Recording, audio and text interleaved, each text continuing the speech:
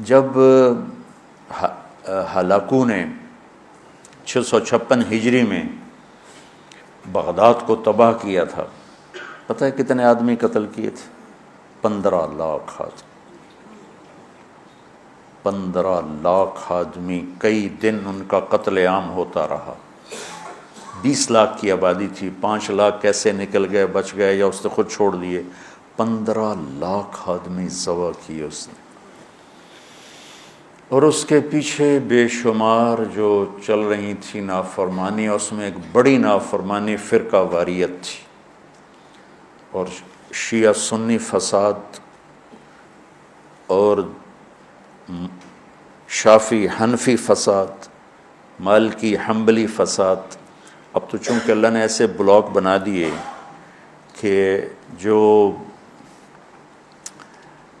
شوافع ہیں ان کا بلاک الگ ہو گیا، احناف کا بلاک الگ ہو گیا، حنبلیوں کا الگ ہو گیا، مالکی افریقہ میں چلے گئے، حنفی وسط ایشیا میں آ گئے، شافعی مشرق بعید میں چلے گئے، حنبلی بلاد عرب میں چلے گئے، تو ان کی آپس میں کوئی وہ پھینک سینگ نہیں پھنستے ہیں۔ لیکن چونکہ شیطان نے تو محنت کرنی ہے، تو اہل السنت والجماعت ہو کر آپس میں اتنے لڑائیاں ہیں، اور مختلف جتنے بھی مکاتب فکر ہیں سب کے آگے مختلف مکاتب فکر ہیں، اور وہ آپس میں نفرتوں تک پہنچے ہوئے ہیں اور بغض تک پہنچے ہوئے ہیں۔ یہی حال بغداد کا تھا، یہی حال بغداد کا تھا۔ اللہ مجھے بڑے بول اور دعوے سے بچائے۔ بچوں، تاریخ پڑھے بغیر دین سمجھ میں نہیں آتا پوری طرح۔ آدمی عبرت نہیں لے سکتا، سبق نہیں لے سکتا، صرف فقہ میں گم ہو کر ایک عجیب قسم کی وہ مخلوق بن جاتا ہے۔ پورا قرآن سامنے ہو، پوری نبی کی سیرت سامنے ہو، تاریخ سامنے ہو، تو فیصلہ کرنا آسان ہوتا ہے۔ بغداد کو تحقیق کر دیا ہلاکو خان نے، کہ اس کے پیچھے بڑا سبب یہ آپس کے روزانہ مناظرے ہوتے تھے۔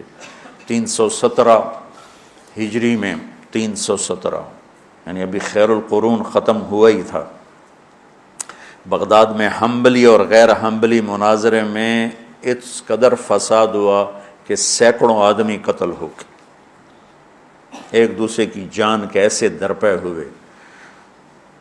دونوں طرف سے اہل سنت ہیں، لیکن ایک دوسرے کی گردنیں اڑا دی، اور یہ عام ہونے لگا۔ تو اللہ تعالیٰ کی طرف سے وہ عذاب بن کر آیا 656 ہجری میں، اس نے سارے بغداد کی اینٹ سے اینٹ بجا دی،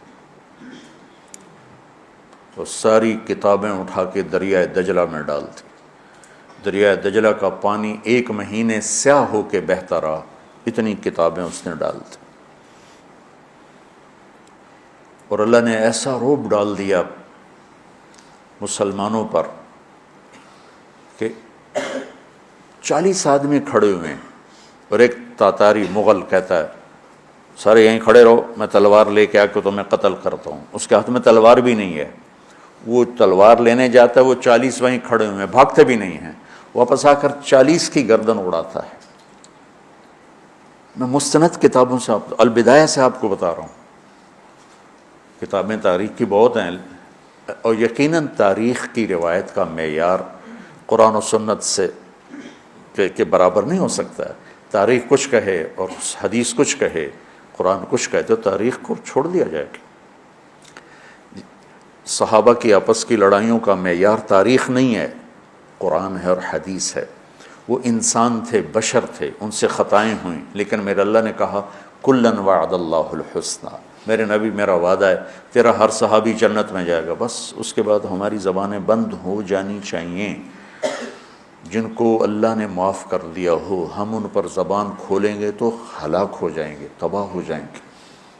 تو بچوں، آپ کو نصیحت کرتا ہوں، اور جو سن رہے ہیں، مسلمان بن کے چلو، اللہ کے واسطے فرقہ واریت کی لعنت سے نکلو نکلو نکلو، یہ ختم نہیں ہو سکتے۔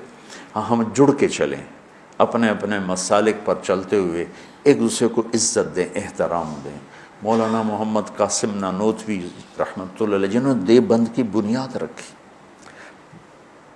بہت بڑے مناظر تھے بر صغیر کے، ساری زندگی کسی مسلمان فرقے سے مناظرہ نہیں کی، ساری زندگی۔ حضرت تھانوی کے مواعظ 30 جلدوں میں ہیں، پڑھو۔ کسی پر رد کیا ہو ایسا بدتمیزی کے ساتھ اور اس طرح اس کی پگڑی اچھالی ہو، جن کے نام پر دیوبندیت قائم ہے۔ 3 آدمی بنیادی ہستی رکھ، ایک حضرت تھانوی، ایک حضرت گنگوہی، ایک حضرت نانوتوی، یہ 3 آدمی پلر ہیں دیوبندیت کے۔ دیکھو انہوں نے کس طرح، اگر کہیں کسی کا رد بھی کیا ہے تو ایسے نہیں کیا کہ انسانیت سے گرا ہوا کلام ہو یا لہجہ ہو یا گفتگو ہو۔ اور مولانا قاسم صاحب رحمۃ اللہ علیہ نے ساری زندگی کسی مسلمان فرقے سے مناظرہ نہیں، ہندو سے کیا، سکھوں سے کیا، دہریوں سے کیا، عیسائیوں سے کیا، نیچریوں سے کیا، لیکن کسی مسلمان فرقے کے خلاف آپ نے مناظرہ نہیں کیا۔ تو میں تمہیں نصیحت کرتا ہوں، امت پہلے ٹوٹی پڑی ہے، دین کا کام کرنا ہے تو وہ کرنا جو تبلیغ والے کر رہے ہیں، کہ سب کو جوڑ رہے ہیں، سب کو محبت کا پیغام دے رہے ہیں۔ اگر منفی کام کرنا ہے تو گھر بیٹھ جانا یا ہم سے تعلق توڑ دینا، ہماری نسبت ہمیں واپس کر دینا، پھر جو تمہاری جی میں آئے کرتے رہنا۔ میں تمہیں مثبت کردار میں دیکھنا چاہتا ہوں۔ تو بچوں، تھوڑی سی زندگی ہے، نفرتیں نہ پالو، بغض نہ پالو، حقارتیں نہ پالو۔ کسی کو اگر غلط راستے پہ تم دیکھ رہے ہو تو اس سے بچانا ضروری ہے، اس سے نفرت کرنا۔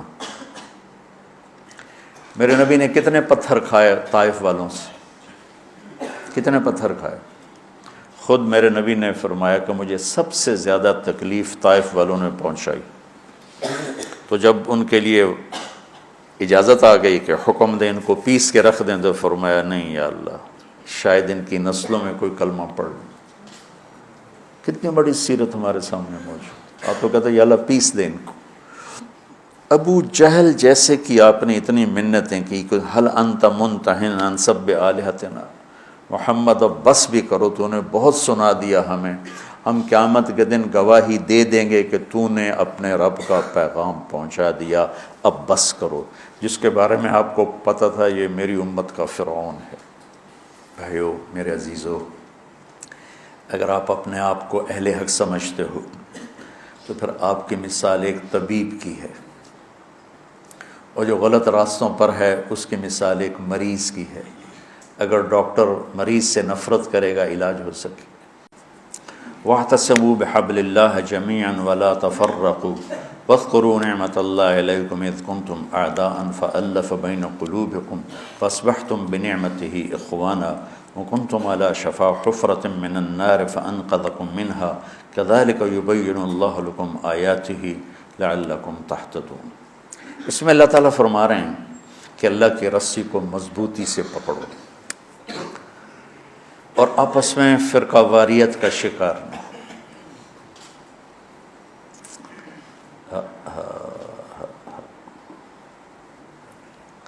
اور پھر اللہ تعالیٰ پچھلا وقت یاد دلاتا ہے جب تم آپس میں ٹوٹے ہوئے تھے، ایک دوسرے کے دشمن تھے، اللہ نے تمہیں جوڑ دیا۔ دیکھو بچوں، اب دورہ حدیث والے بچے جا رہے ہو، اللہ کے نبی نے 4 دعائیں مانگی، مسجد اجابہ، اب وہ حرم میں شامل ہو گئی، توڑ دیا اس کو۔ مدینہ میں، یا اللہ میری امت پہ تیرا ایسا عذاب نہ آئے جو انہیں ختم کر دے، اللہ نے کہا قبول ہے۔ یا اللہ ان پر کوئی زمینی ایسا عذاب نہ آئے جو انہیں ختم کر دے، اللہ نے فرمایا قبول ہے۔ یا اللہ ان پر کوئی دشمن ایسا نہ آئے جو انہیں مٹا دے، اللہ نے فرمایا قبول ہے۔ یا اللہ ان میں آپس میں اختلاف نہ ہو، تو اللہ نے فرمایا نہیں میرے محبوب، یہ قبول نہیں، اختلاف ہوگا۔ یہ پیپر ہو رہا ہے، امتحان ہے، امتحان میں ہم دیکھیں گے کون حدود پہ قائم رہتا ہے، کون حدود کو پار کرتا ہے۔ تو اختلاف اس کائنات کی لازمی چیز ہے، مذہب کے نام پر بھی ہوگا، سیاست کے نام پر بھی ہوگا، اور چھوٹی چھوٹی باتوں پر ہوگا، اور صحیح نیت کے ساتھ بھی ہوگا اور فساد کی نیت کے ساتھ بھی ہوگا۔ تو جب میرا اللہ کہہ رہا ہے اختلاف ہوگا، پھر کہہ رہا ولا تفرقوا، دیکھو تم اختلاف کرو لیکن فرقہ واریت کا شکار نہ ہو۔